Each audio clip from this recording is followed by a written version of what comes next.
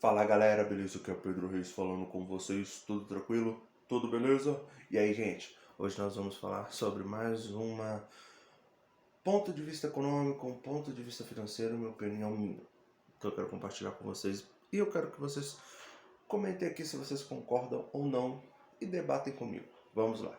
Só que de forma educada, hein?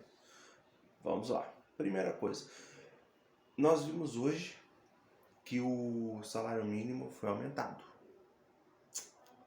Aí muita gente vai falar, comemorar. Só que ele foi aumentado R$18. 18 reais. Isso obviamente impacta, né? Independente do salário da pessoa, independente se é um trabalhador, alguém assalariado, né? Que tem um salário mínimo,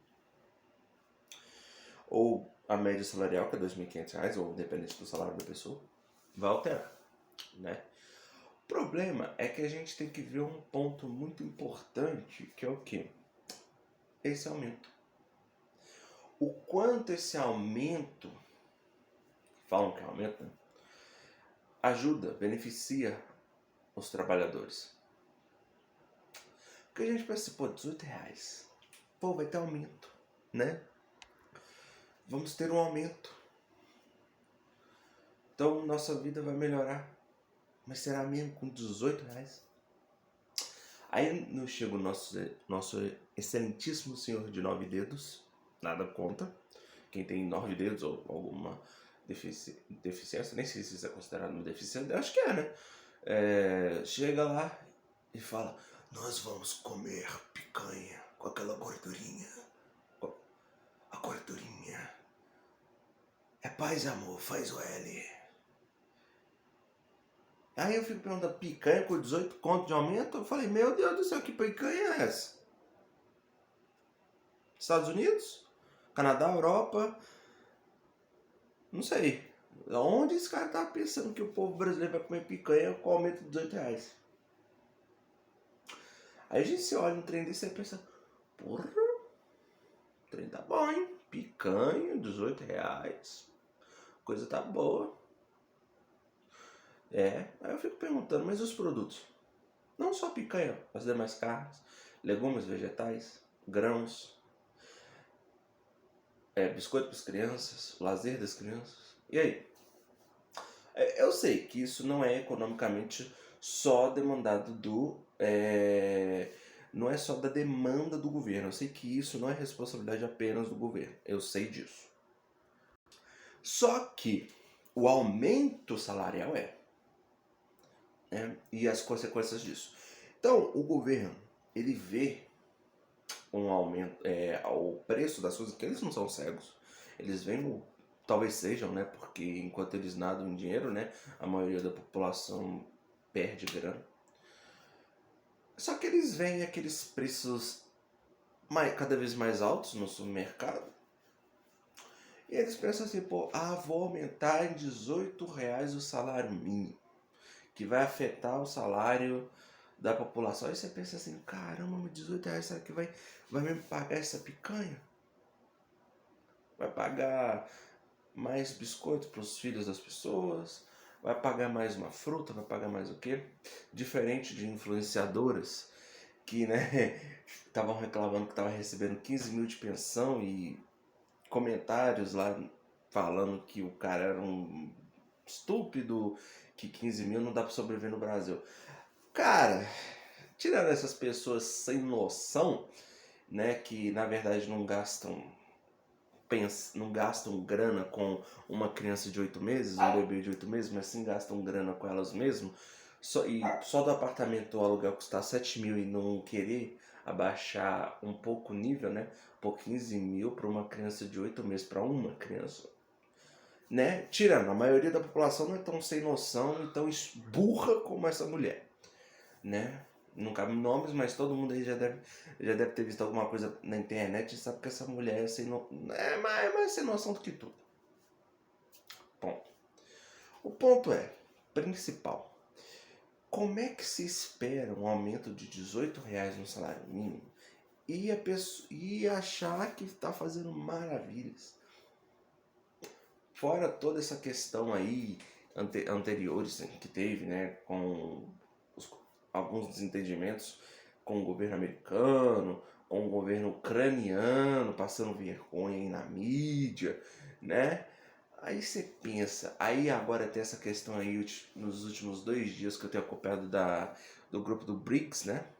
Brasil, China, África do Sul e Índia, se não estiver enganado.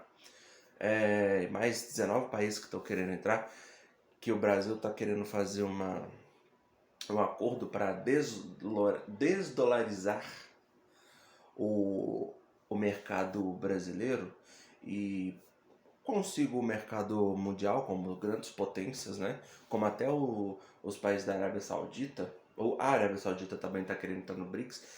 Cara, eu vou falar que é ruim? Não.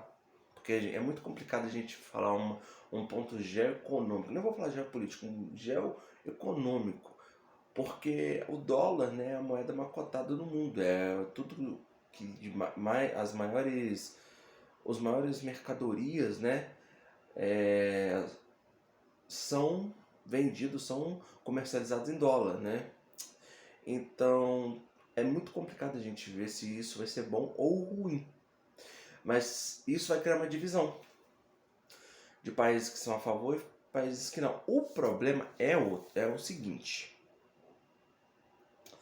O ponto que muita gente deve pensar, isso é uma coisa boa. Bom, pode ser, e tomara que seja se realmente acontecer. Vai ser uma mudança mundial de poder, né? Os Estados Unidos vão perder muito espaço, isso é um fato, né? Para a China, que é a principal concorrente deles na atualidade. O problema é só os valores, porque todo mundo segue o país mais poderoso economicamente, não importa em que lado esteja. De um lado vai ficar simplesmente os Estados Unidos e outro a China. Os Estados Unidos, assim como o Brasil, até então é um país capitalista, então a gente tem os mesmos ideais, né, a população. A China já não é um país capitalista, né? É mais um país comunista. Apesar que lá tem muita arrecadação, né, muito dinheiro, né? Pô, é a segunda ou empatada, acho que hoje está até empatado, né, com a economia número 1 do mundo, que é os Estados Unidos. Então tem uma geração, pô, monstruosa de capital. O problema é que a forma, né, que é administrada, o governo do jeito que é, não é um jeito capitalista em si. Mas o mais importante é os ideais que essas pessoas vão seguir. Porque que o Brasil vai seguir. Porque, de um lado, continuaria de um jeito como os Estados Unidos. Do outro lado, a China, o jeito dela. E se a China for do jeito comunista, como Lula né, quem estiver do lado dele quer entrar, isso pode ser perigoso para o povo brasileiro. Porque vai tomar aí sim o poder do povo e vai ser complicado tomar de volta. E aí vai passar mesmo uma ilusão de economia melhorada, de liberdade, de poder de compra, numa ilusão pô, eu estou tendo mais poder de compra, então eu vou entregar o meu poder de escolha, né, digamos assim, na questão econômica. Então isso é um ponto isso é um ponto complicado, porque isso é como mexer com futurologia, que é uma ciência inexistente, não tem como calcular isso. A gente pode só especular, tanto, né, os especialistas geopolíticos, geoeconômicos pelo mundo. Pelo Brasil, principalmente, né? Que é o que a gente tem que fazer. Mas, a minha opinião, acho que a gente devia ser o mais neutro possível. Não ficar de lado nenhum nem de outro e melhorar a nossa economia por dentro. Não, eu sempre pensei assim, o Brasil não tem que entrar para seguir. O Brasil devia ser um país para ser seguido. Até porque a gente tem recursos, cara, a 60% da maior floresta do mundo é aqui. Por mais a gente devia cuidar melhor dos nossos recursos naturais, tratar a Amazônia, nosso pedaço pelo menos, e até mesmo os nossos vizinhos, como ela deveria ser cuidada. E não só isso, aproveitar todos os recursos naturais que nós temos. E a mão de obra trabalhadora e dando o devido valor para quem está aqui nesse país. Não só os brasileiros, os imigrantes que também vieram para cá, temos muitos imigrantes. A mão de obra que está aqui e ajudando o país, as empresas crescerem. E não querer ficar inventando moda, sabe? Então, tipo assim, eu acho que muita gente concordaria que talvez a gente não devesse seguir, entrar no grupo para seguir. Eu acho melhor a gente ser um momento neutro. Não tô falando que não podemos fazer acordo com China, com Estados Unidos ou com quem for, não, não é isso. Mas um acordo de igual para igual, porque vamos ser honestos.